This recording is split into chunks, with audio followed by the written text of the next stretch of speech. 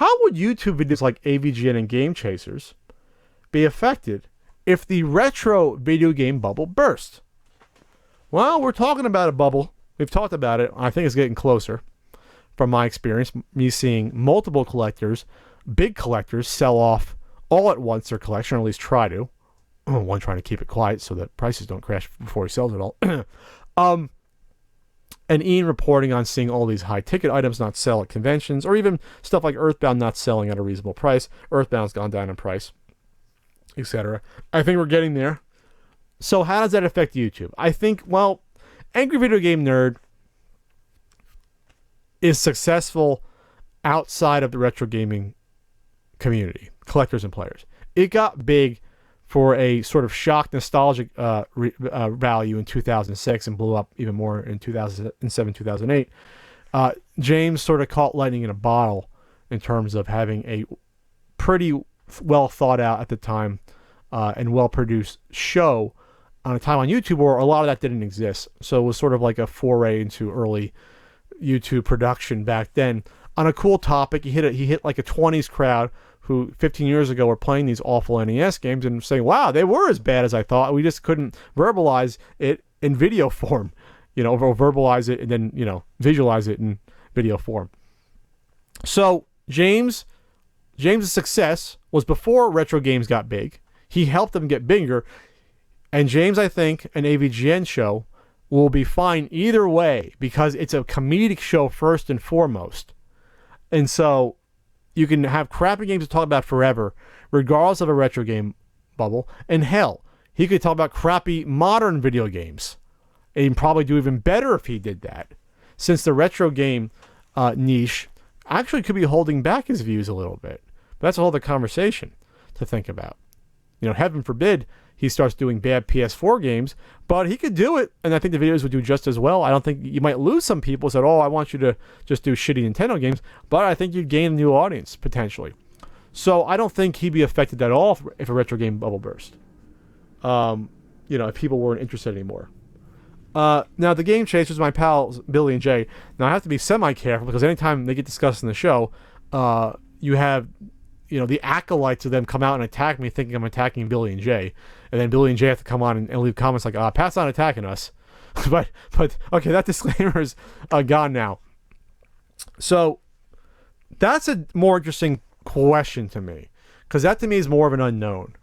If a game hunting show, and Flea Market Madness is there too, if that would dissipate, if the bubble burst, you would think it would do well. Just because there'd be more stuff to find. So I'm not sure about Billy and Jay's show. They've been sort of doing, more, let's just say, non-game related stuff in Game Chasers. One video was about more ghosts showing up. They have a lot of humor. You want to call it toilet humor here and there, frat boy humor here and there. They work that into the show. Not just out of necessity, but it does help that even when their show started in 2012, there's a lot less retro games out there to find. They still get deals. Not saying they don't, but sort of it's getting a lot less likely for them to find, a cheap Dinosaur Peak, a cheap little Samson on the NES. Not saying it can't happen. It's just a lot less likely for them to capture that on film. Likewise, on Flea Market Madness, there are some deals, but they're not the deals I used to get on Flea Market Madness. So if the retro game bubble burst, would that affect shows like that, like Flea Market Madness or Game Chasers? I don't know.